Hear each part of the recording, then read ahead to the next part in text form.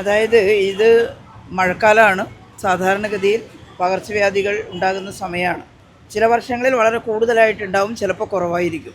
ഇത്തവണത്തെ ഒരു മട്ട് കാണുമ്പോൾ നല്ല തോതിൽ പകർച്ചവ്യാധി ഉണ്ടാകുന്ന ലക്ഷണമാണ് നമ്മൾ കാണുന്നത്. മഴക്കാല പൂർവ്വ ശുചീകരണം എന്ന് നമ്മൾ സാധാരണ പറയാറുണ്ട്.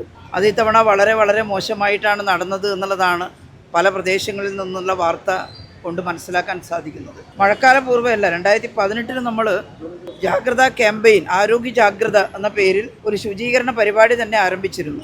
തദ്ദേശ സ്വയംഭരണ സ്ഥാപനങ്ങളുടെ നേതൃത്വത്തിൽ എല്ലാ പഞ്ചായത്തിലും ശുചീകരണം നടത്താൻ എല്ലാ ദിവസവും ശുചീകരണം നടത്തണമെന്നാണ് നമ്മൾ തീരുമാനിച്ചത്. മഴ വരുന്നതിന് തൊട്ട് മുമ്പ് മാത്രമല്ല, അത് വളരെ ഫലം കണ്ടിരുന്നു കേരളത്തിൽ.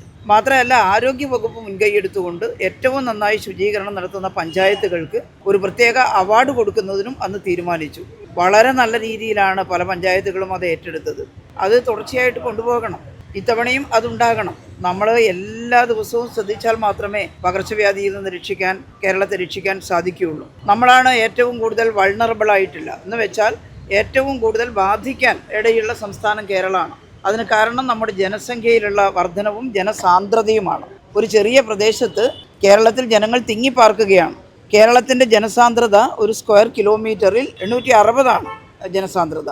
എന്നാൽ 430 ഇന്ത്യയിലുള്ള ജനസാന്ദ്രതയുടെ ശരാശരി. ഇവിടെ 860 പേർ പാർക്കുന്നു ഒരു സ്ക്വയർ കിലോമീറ്ററിൽ. അപ്പോൾ ഏത് പകർച്ചവ്യാധി വരുമ്പോഴും ഏറ്റവും പേടിക്കേണ്ടുന്ന സംസ്ഥാനം കേരളമാണ്.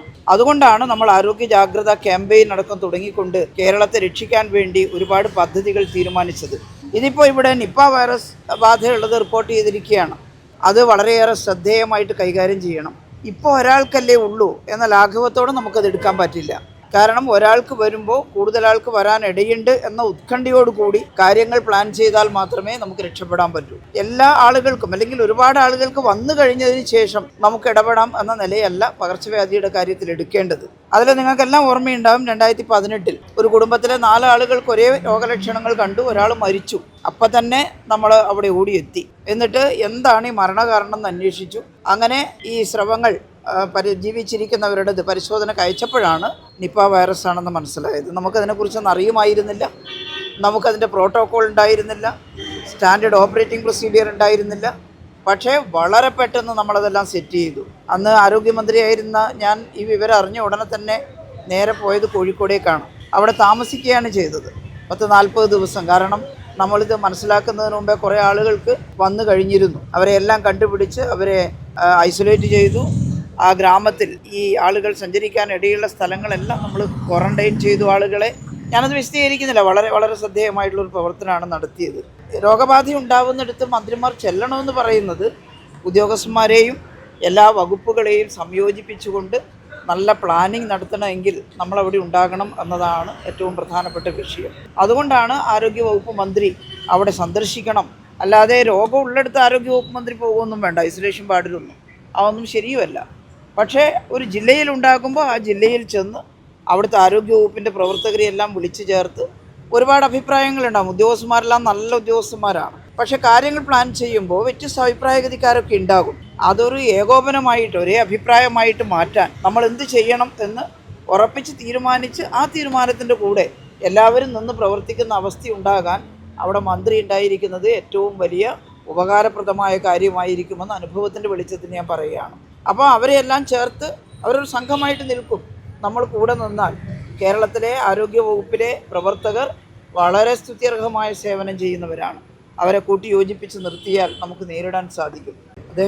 അദ്ദേഹത്തിൻ്റെ ഓഫീസിലിരുന്ന് മീറ്റിങ്ങൊക്കെ വിളിച്ചു എന്നുള്ളതാണ് പറഞ്ഞത്.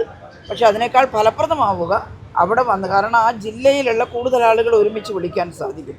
അപ്പോൾ നമ്മളൊന്ന് നിപ്പയുണ്ടെന്ന് പറഞ്ഞപ്പോൾ കോഴിക്കോട് ജില്ലയിലെ എല്ലാ താലൂക്ക് ഹോസ്പിറ്റൽ സൂപ്രണ്ടുമാരെയും അന്ന് തന്നെ വിളിച്ചിരുന്നു. മാത്രമല്ല കോഴിക്കോടിന് തൊട്ടടുത്തുള്ള തലശ്ശേരി അതുപോലെ കൂത്തുപുറം ഹോസ്പിറ്റലിലുള്ള ഡോക്ടർമാരെയെല്ലാം വിളിച്ചിരുന്നു അന്ന്. ഇത് പെട്ടെന്ന് ചെന്ന് ചേരാൻ സാധ്യതയുള്ള പ്രദേശങ്ങളിലെ പ്രധാനപ്പെട്ട ഹോസ്പിറ്റലിലെ ഡോക്ടർമാർ, അതിൻ്റെ ഭാരവാഹികളെ വിളിക്കുന്നത് വളരെ ഉചിതമായിരിക്കും. ഞങ്ങളന്ന് വെറ്റിനറി വിഭാഗത്തിലുള്ള ആളുകൾ വിളിച്ചിരുന്നു. മെഡിക്കൽ കോളേജിലുള്ളവരെയും ഹെൽത്ത് സർവീസിലുള്ളവരെയും ഒരുമിച്ചിരുത്തിയിരുന്നു. ഞങ്ങളെല്ലാം ഓർമ്മിക്കുന്നുണ്ടാവും, മാധ്യമങ്ങളും അവിടെ ഉണ്ടായിരുന്നു. രാത്രി തന്നെ മീറ്റിംഗ് വിളിച്ചിട്ട് അപ്പം തന്നെയാണ് പ്ലാനിങ് നടത്തിയത്. അതിനെ അവിടെ കോഴിക്കോട് വന്ന് മീറ്റിംഗ് വിളിക്കുന്നതാണ് ഏറ്റവും ഉചിതമായിട്ട് വരിക. നമുക്ക് മുഖാമുഖം കണ്ട് അവരോട് സംസാരിച്ച് കാര്യങ്ങൾ തീരുമാനിക്കുന്ന ഒരു സ്പിരിറ്റ് ഓൺലൈനിലാവുമ്പോൾ കിട്ടില്ല. അതുകൊണ്ടാണ് നമ്മൾ അങ്ങനെ പറയുന്നത്. അപ്പോൾ അത് അടിയന്തരമായിട്ടും ചെയ്യേണ്ടുന്ന കാര്യമാണ് എന്ന് ഞാനിപ്പോൾ അതിൻ്റെ ആ രീതിയിലുള്ള പദങ്ങളൊന്നും ഉപയോഗപ്പെടുത്തുന്നില്ല. പക്ഷേ ഇതാണ് ഇപ്പോൾ ആരെയെങ്കിലും കുറ്റപ്പെടുത്താനോ വിമർശിക്കാനോ ഉള്ളൊരു സന്ദർഭമായിട്ടല്ല നമ്മളിതിന് ഉപയോഗപ്പെടുത്തുന്നത്.